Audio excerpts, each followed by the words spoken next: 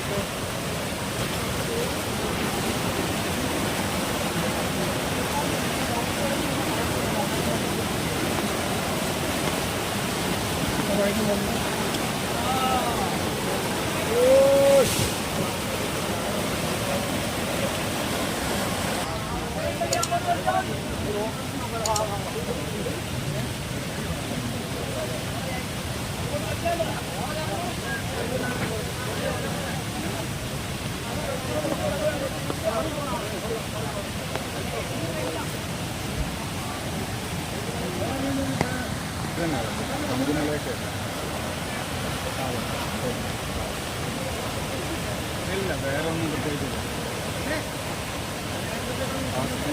ഞാൻ വിളിക്കാം കേട്ടോ.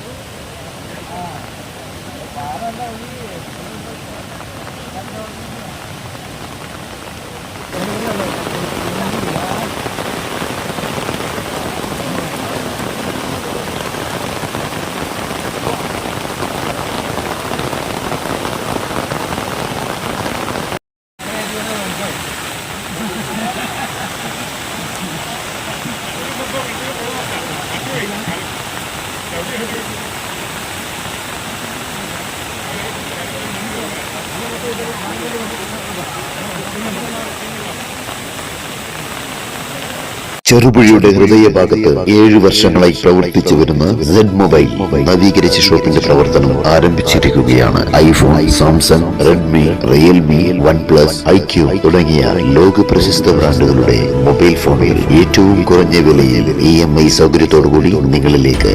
Mobile accessories, second hand phone മുതലായവ ലഭ്യമാണ്. കാലത്തിന്റെ ആധുനികതയ്ക്കൊപ്പം ചെറുപുഴയെ നയിക്കുന്ന സെഡ് മൊബൈൽ, അമ്പലം റോഡ്, ചെറുപുഴ.